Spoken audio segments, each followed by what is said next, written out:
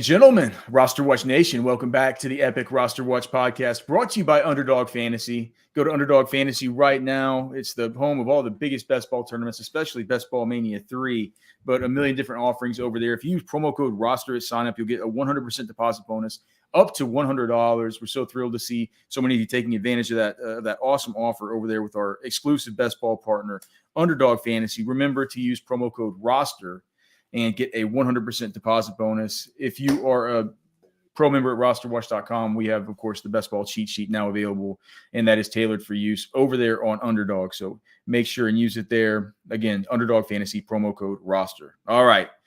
Our guest today, dude who I've absolutely loved listening to for the past, I don't know how long I've known Johnny here, but it's probably been the last 4 or 5 years. His name's John Proctor. You can find him on Twitter at John Proctor DFS. I became introduced to him whenever he used to do the Power Hour pod with our good friend Scott Barrett, who's been on likes John, has been on the podcast, who's been on the radio show. Now he is with fantasypoints.com. He does the DFS podcast with Scott Barrett and Grant Barfield over there for their subscribers. You can't just put John's stuff up for free. It's got to be behind a paywall. John, what the hell's going on, brother? Yeah, just trying to get caught up. I feel like this is the first season with a real training camp in 3 years. So it'll be interesting to see how this stuff goes with reporting. It's wild. Are you going to play preseason DFS this year? Yeah, hopefully. I was a little discouraged by how poorly the USFL stuff went. Nothing was really filling. So we'll see how the contests look in preseason, but definitely be out there. Well, but I think, Johnny, isn't the reason the USFL stuff was there's only a few people providing content for that, and nobody watches. I mean, the NFL, there's going to be people providing content for the preseason stuff, and people are going to want to get in there for sure. This is the time of year whenever we can start getting some little clues about how usage may go. Yeah, it's just XFL was a lot more popular, surprisingly, than the USFL was, but I don't know. Yeah, man, it's going to be I think people are going to be more excited because I feel like we're having real training camps. You know, it was sort of real last year, and obviously the year before, not real at all. John was, for people who don't know, John was one of the basically thought of as in the industry kind of thought of as the preseason sort of DFS king there for a while, man. He made a big stack of cash for a few years there before before it got a little bit more competitive. How much more competitive is it now than it was when you were just absolutely raking with the max entering every single contest, and we would just see you at the top of the leaderboards for every single one. Yeah, there's definitely more content available, but I would say the last 2 years it was just harder because the reporting was so poor because guys weren't allowed in the locker room, and so, you were just kind of making less educated guesses and more just straight up guesses.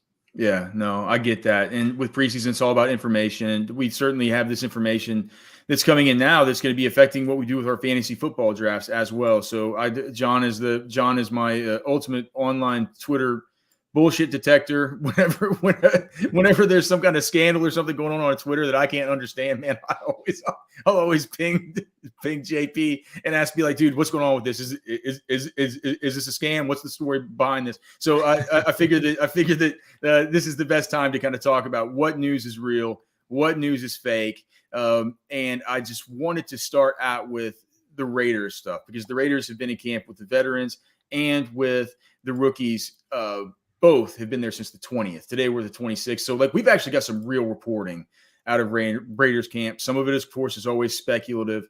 But what about Josh Jacobs? Just what do you think about him this year? I talked about him on the SiriusXM show last night. And the reason I wanted to talk about Josh Jacobs is there's two very distinctly different views of what's going to happen.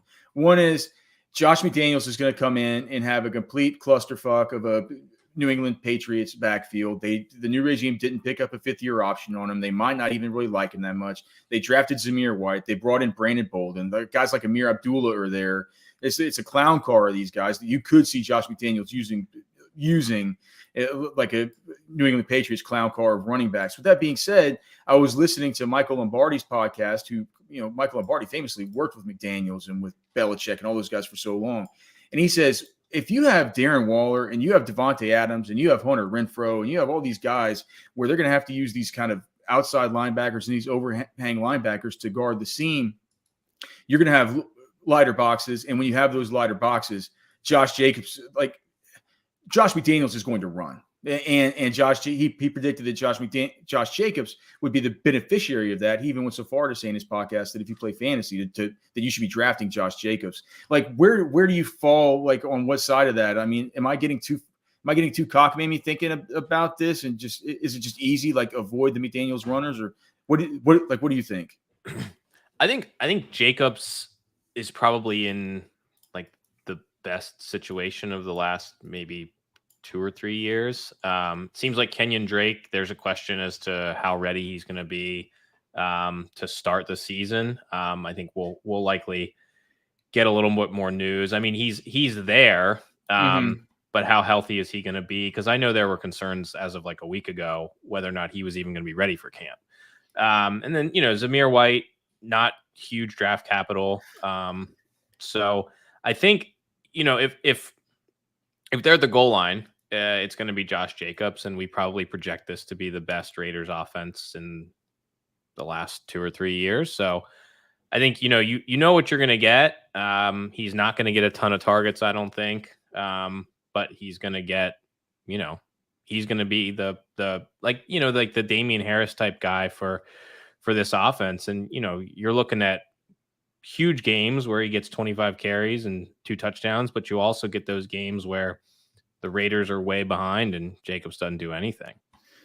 What about with Devonte Adams? Because we had Charles Robinson that was out there at Raiders camp. He's saying, and again, there's like 2 sides to this. He's saying that Devonte Adams will get used more creatively this year in the Raiders scheme. He wrote, not a Deebo Samuel level of utility, but I think they will move him around a lot as they can get other receivers on the same page. Bottom line, they'll work to get the ball in his hands everywhere. Of course, that's what we want from Devonte Adams. My question is, like, these offenses, we're talking about the Patriots. I mean, they have a Hunter Renfrow type that looks like a Patriot. They have a Darren Waller type that looks like one of these Patriot tight ends. Like, and how much can you really move him into the slot, move him around creatively if you got those 2 guys in the slot?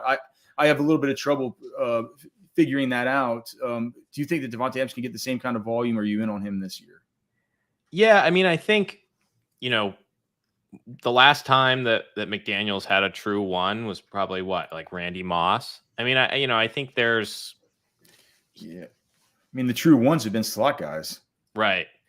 Yeah. So I think he's going to have to, I want to have faith that McDaniels will, make the offense around the players that they have rather than just trying to, turn it into the Patriots system. But I don't know. I think McDaniels is a guy that I've never had a ton of faith to restart as a head coach after the last 2 times. But I think I worry that Adams is being overdrafted a little bit because it's, new system, new team, definitely a downgrade at quarterback. And they got a lot of guys, Darren Waller, Foster Moreau showed some chops, and Hunter Renfrow is going to. They just paid them. They just paid that little guy. So, so with Devonte Adams, I mean, if you look at the Fantasy Pros average draft position as far as their expert consensus, Devonte Adams currently wide receiver 4. He's going before Stephon Diggs, and he's going before CeeDee Lamb and before Mike Evans. Like, do you see?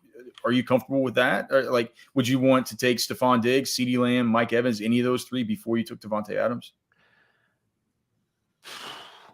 I feel like Devonte Adams is that guy that I'm just never going to get in most drafts. If he's, when he's going in the first, he's a guy that I'm probably fine taking in the second round. I probably take most of those guys over him. At least in terms of, he's a almost 30-year-old wide receiver in a new situation, going away from Aaron Rodgers. You look at 11 touchdowns last year, 18 touchdowns in 2020. I just don't think he's going to have those touchdown numbers with Carr. Yeah, and people are just going to talk about. They were roommates in college, or I mean, the connection in college. It's just, I mean, how much can we really bank on that when it's just, like our friend, Matt Kelly says. I mean, some of it just comes down to the law of the concentration of targets. And CD Lamb, are you like, what do you think about that? Like with Gallup coming back, I just wanted to ask you, like, kind of vis-a-vis CD Lamb over Devonte Adams. If a gun's to your head and you're drafting right now, I think I am. I mean, I think Lamb is a guy who I'm going to be really heavy on this year. It just it has to happen, or it never will. And so I think this is sort of your last chance to get Lamb at a discount if he's as good as we all think he is. So that he's a guy that I'm going to be really heavy on. And you look at Amari Cooper was saying that he doesn't have any, qualms with Lamb's talent, that he doesn't even think that he got enough opportunity last year. So I think that's going to finally happen. We also mentioned Mike Evans in that deal, and just kind of going to Tampa real quick. I think that Mike Evans, we've seen his ADP consistently rise, especially as people realize, I mean, I just don't understand how are they memory holding the fact that Chris Godwin was hurt at like Christmas time last year? Like, he's not going to be healthy for the first half of the season. So, I mean, we see Mike Evans, his ADP certainly going up, but what about Leonard Fournette? How worried are you that he comes in looking fat? I mean, he did look fat in those pictures and stuff, but his trainer's now saying he's down in the, in the low 240s. He's hoping to get to around 235. He says he's going to be fine. That's what he usually plays at. Are you worried about Fournette? And what do you think about Rachaad White? Because he's getting talked up a little bit as a dude that could, benefit from this whole Leonard Fournette situation. My contention is that I can't remember the last rookie running back that Tom Brady trusted to have his back in pass protection. Yeah, I also I've seen a lot of people saying that Gio Bernard's going to get cut, and I don't think that's going to happen because he's basically almost 100% dead cap hit. He's $1 million, and it's a $900,000 cap hit if they cut him.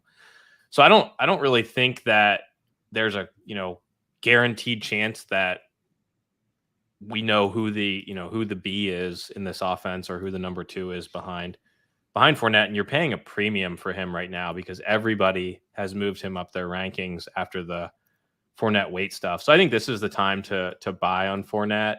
The 260 was a huge concern. It's big, right? Yeah. I mean, if he was going to be, 240 pounds or so at the start of week 1, he's a guy that I'd probably would avoid. We've got a lot of data that, it's much better for running backs to lose weight than to gain weight coming into the season. So I think he's one that you really got to monitor, because I remember the Eddie Lacy stuff. Everyone was like, oh, this is getting blown out of proportion and this and that. And then he was fat, and he was bad. So you really got to pay attention to it. If he comes into, 230s, which is probably a little bit heavier than he normally would have been, then I think that's fine, but I'm still not going to take him. I mean, at one point he was like a late second round, early third round pick, right? Yeah. So I think that's, if he's gonna drop, though, he's the rare opportunity for a bell cow back at a little bit of a discount. It was you mentioned Eddie Lacy. It was so funny on that day that the report came out. I saw that Eddie Lacy was trending on Twitter. Eddie Lacy's wondering. Look, Eddie Lacy hops on Twitter. He wonders why he's trending. He's like, "Oh wait, Leonard Fournette's fat." They're saying, what about the big? I think the biggest news from I guess Monday, the 25th, was that James Robinson is going to avoid the physically unable to perform list. Which to me, that's you talk about late season injuries. That was the day after Christmas, if I'm not mistaken, and that was a torn Achilles. And they're saying that I'm not sure he'll be ready to go for camp, but the fact that he's going to avoid the physically unable to perform list, I mean, that has reverberations not only for James Robinson himself, who is going. I mean, he's going in the 10th round of these drafts. Well, at one point, I think he was like 15th. Yeah. He's up now. He's up now going 10th, 11th round area, Whereas, Travis Etienne was kind of creeping up a little bit there. I mean, he was going in the 6th round. You're now seeing him go, into the 4th. I think at the Fantasy Pros consensus as far as managed leagues, and we know managed leagues are different than Underdog and stuff. I mean, it's a different cat as far as the drafters there. But for these managed leagues, we're looking at a 4 or 5 turn kind of pick for ETN. I just wonder, we saw James Robinson be a 3-down back before he can catch the football. That's sort of Travis Etienne's calling card. Is this going to neuter both these guys? Like, how do you see it playing out with the Jacksonville running backs? Yeah, and I mean, the last time we saw Doug Peterson, it was always committees with him, right? Am I remembering this right? Yeah, I mean, yes. I think people were way too excited on the idea of Travis Etienne being some sort of, bell cow type, which I don't think was ever even what you're drafting him for in the first place. So they wanted Kadarius Toney. And right. And then since they couldn't get Toney, they're like, well, maybe Etienne could play the same role that we wanted to play. Do we want to have Toney play? Like, that kind of shows you a little bit about how they plan to use him.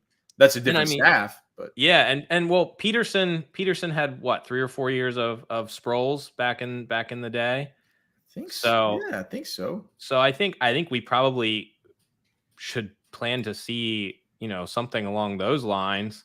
Sproles was a fantasy asset every year, but he was never like a top 6, top 8 kind of guy. He never really had that kind of ceiling outside of games when other guys missed. So I think that's kind of, because it was the guy from the Chargers and Darren Sproles were the two, Ryan Matthews, right? Yeah. So I would imagine we see something like that with Robinson and Sproles. We've seen how Peterson did it before, and why not again? But I think on the Achilles, we just have to accept that these guys aren't taking 16 months to come back anymore, and I don't think that's ever going to happen again. Cam Akers, and he came back and he didn't look as good. Right. They're saying he's fully recovered, but Deontay Foreman came back. He had a longer time frame since he had the Achilles tear. Whenever he came back, he kind of showed that a guy could come back from one of these. Speaking of Akers, what do you think about Akers? He's going around the same time in these drafts as Ezekiel Elliott and David Montgomery. Do you have a favorite in that kind of tier of running backs? If you're kind of taking your running back 2, they're in the 4th-ish round. It's Akers for me. I think, speaking of Foreman, I think he showed us that, once these guys really get back to form, I mean, Foreman looked as good as he did when he, came in the league, maybe even better. And I think we saw that, the Rams want Akers to be the bell cow if he can be. He just wasn't up to that. So it's one of those, if he looks as good as he did before the injury and he gets that, Todd Gurley role, then, he's got the chance to be, RB1 overall. And that's the kind of ceiling that you're really not getting with a lot of those other guys in that range.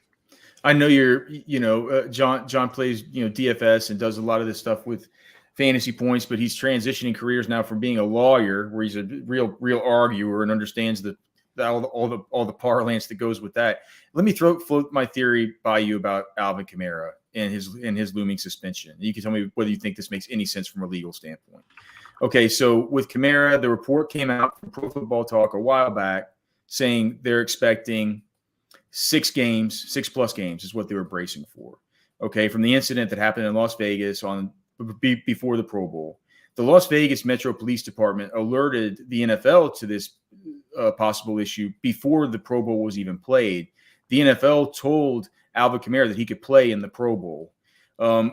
Does Alvin Kamara and his representatives have any chance of saying to the NFL when they come to him with 6 games, saying, look, we are going to appeal this, and we're going to appeal it in a big way in the public eye, and we're going to say, how could you be so hypocritical that you let me play in the Pro Bowl when you wanted to make money off of that, but now you're going to suspend me for 6 games? How about we take this thing down to 3 games, and we'll squash it right now in a kind of undercover appeals process before we blow it up? It feels like to me they could have some leverage to do something like that. And people right now are projecting Alvin Kamara to miss 6 games, whereas if you project him to miss only 3, that really changes up as where you would be comfortable taking him from an ADP standpoint. I'd be shocked if he got 6. I mean, it just seems, I've never really understood where that has come from. I mean, we look at Deshaun Watson's probably going to get 8. And Kamara, was in a fight, and he's going to get 6. I don't think 6 is what he's going to get. And a lot of times these like reports on how many games a guy is going to get, a lot of times this is my conspiracy theory, is that the NFL likes to leak these numbers and just sort of see how the public reacts to the, quote unquote anticipated suspension. And I don't think when that 6-game leak sort of came out, everyone seemed like they thought it was insane. So I don't think he's going to get 6. And I don't even know if he's going to get suspended this year. His court date has been postponed, 2 or 3 times now. Mm-hmm. Yep. It was supposed to happen August 1st, and I'm not sure if that's going to go forward or not. And oftentimes when these, once the season starts, the courts are usually pretty open to just kicking the can down the road and, until like the end of the season, if that happens. So he may not even get suspended this year. Which would represent just a complete fire sale right now on Alvin Kamara. I think I need to move him up a little bit, just in anticipation of that, just in case it could possibly happen. All right, I have one more question for you, John, before I get to the last 2, because I need to give you time to think about it. I didn't send you a show sheet or anything. So the last 2 questions I'm going to ask you is a player who you're sure is going to overshoot expectations this year, and a player who you're sure is going to bust, like based on their ADP, like that you're sure is going to bust, and one that you're sure is going to go big. Okay, but before I ask you about that, I want to ask you about the Denver running backs and the fact that there's not a single damn reporter in Denver who will come out and say that Javonte Williams is going to carry the football more than Melvin Gordon. This, like, nobody's saying it. They're acting like it's like we're starting out from a 50-50 split that we ended up last year as, which was exactly what it was. They each carried the ball 203 times last year. And all the reporters are saying like it was a 50-50 split. And it appears the Broncos aren't in any hurry to shove extra carries in either back's direction. To me, it seems crazy. I mean, what do you think? What do you make of this whole situation with Javonte Williams and Melvin Gordon in Denver? Because, I mean, they're going 8 rounds apart. You're having to spend a pick at the 2-3 turn on Javonte Williams. Yeah, I think the Javonte Williams ADP is insane. You're basically paying a second round price tag in hopes that you get a guy worth a first round pick if Melvin Gordon gets hurt. Like, that just sort of seems like what you're doing. Because if Melvin Gordon doesn't get hurt, I mean, Javonte Williams was better than Melvin Gordon last year. Sure. But he wasn't that much better than him last year. And I don't see why they would, give him 90% of the work all of a sudden after you bring Gordon back. I think it's going to be 60-40. And do you really want to pay a second round pick for a guy who, is going to alternate big games with Melvin Gordon like he did last year? I don't. Do you? No. Okay. Yeah. I mean, I think you want to have, if you're doing 150 drafts on Underdog or whatnot, you want to have some exposure to him because of the upside you get. But I think I would be underweight on the field, and I'd probably be overweight on Melvin Gordon, because I think he is the best bet to be, you talk about a handcuff or whatnot. He's the best handcuff in the league, and he is going to give you, like some flex value and probably some top 10 weeks on his own. And he goes in like the 9th round. Yeah. Yeah. And so, yeah, man, I think we're completely in line there. I'm going to do a little bit of a promo read here for Underdog, and you can think about those 2 tough questions that I gave you. So again, you can go to underdogfantasy.com, use promo code ROSTER, 100% deposit bonus up to $100. That'll get you 5 entries into Best Ball Mania, or 4 entries into Best Ball Mania for free, just by using promo code ROSTER whenever you go over to Underdog Fantasy and sign up. Again, promo code ROSTER. We've been here with John Proctor. You can find him on Twitter at John Proctor PROCTOR DFS, and there you can find all of his various tweets and thoughts. And I'm sure that you'll be tweeting out stuff whenever you guys get the podcast schedule going over there at Fantasy Points. But could not recommend the meeting of the minds between Johnny and Scott, and having Graham on there has been a cool addition as well. So you're going to get information there that you won't be able to find anywhere else. Always recommend doing that. Also, if you enjoy the podcast, please, of course, rate, review. If you're watching this on YouTube, if you could please, what do they tell me to say? Like and subscribe on there and leave a comment.